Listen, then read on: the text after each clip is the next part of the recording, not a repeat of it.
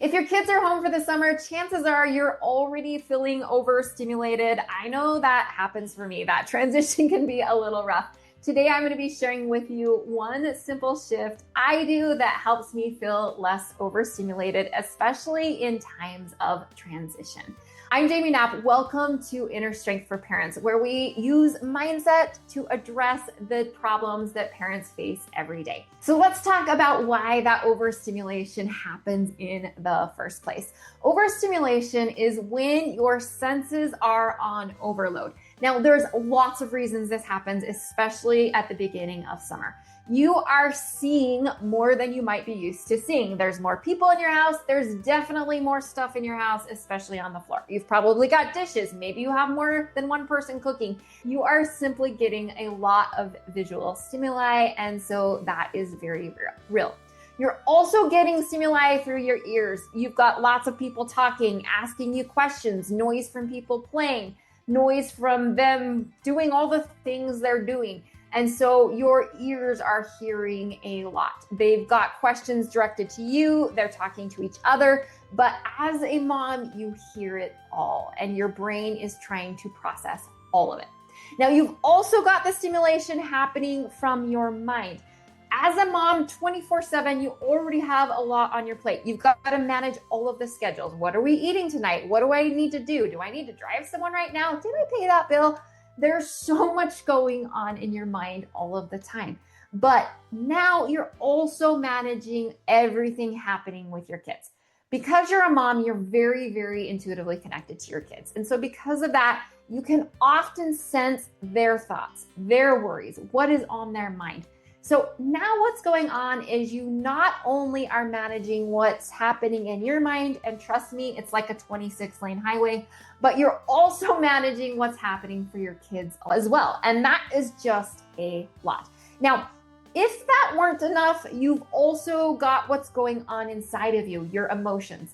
Now, dealing with your own emotions, that's a full-time job. But as a mom, once again, you're connected to all your kids. So you're going to feel all the feels. You're going to feel when they're nervous. You're going to feel when they're upset, when they're frustrated, when they're angry, when they're tired. You're going to sense that. And because you're a mom, you're going to want to fix it. So you're going to tend to take it on. My friend, dealing with all of your stuff is a lot. But now you're carrying everything for your kids as well. And so it's no wonder you feel overwhelmed and overstimulated. So knowing that the reason it's happening is because it is real. There is just a lot coming in at you and it's too much for you to process. What do you actually do? Because it's not like you can push pause. You still have to be mom. So how do you deal with all that overstimulation? Well, one thing you can do is to simply change your job description. Right now, your brain believes that your job description is to make sure your kids are okay. Is that true? Well, to an extent, yes. You have to make sure they're fed. You have to make sure they don't run out into the street. You have to make sure they don't drive their car 80 miles an hour down a city road, right? You are mom and you are in charge of a lot of things, but here's the truth. Your job description is actually not to run their lives for them. It's to support them as they learn to run their own lives. Now, as they're little, are you in control of more? Sure. But even when they're little, your job is actually to help, to support, to teach, and to guide.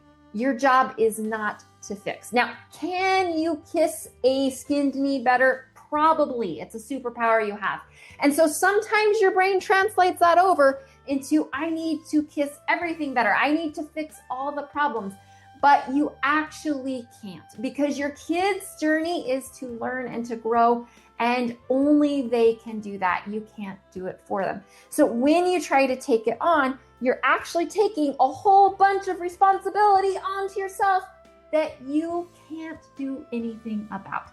Can you guide them? Yes. Can you counsel them? Yes. Can you love them? Yes. Can you believe in them more than they believe in themselves? Yes, please do. But can you make their choices for them? Can you carry their sadness? If you feel worried, do they feel less worried? No, then you just both feel worried. So change your job description. Instead of taking on their emotion, instead of taking on their frustration, instead of taking on their worry and their concerns, Instead, see yourself as a guide. See yourself there to counsel, to love, to guide. But remember that taking it on doesn't take it from them. It just means you both carry it. And when you're carrying all of it, you're weighed down and you're actually less able to be that supportive guide that they need. So change the job description and tell yourself, when you find yourself taking all that on, just say to yourself, I support, I help, my job is not to fix. Remind yourself that this is your kids' journey and that they are going to grow stronger by every obstacle they face. You will be there to love them. You will be there to support them. You will be there to guide them. But taking on their fears, taking on their worry, taking on their pain doesn't take it from them. It simply weighs you down. So remember that even though you're connected in love and you always will be, that trial that they're facing needs to stay theirs. You can love them, you can support them, but please don't take it on, because when you take it on, you bury yourself and you make yourself less able to love and lift them when they need you to be their guide. If you'd like more free resources on how to help yourself love your life, live your mission, and empower your kids to do the same, check out innerstrength.me/free.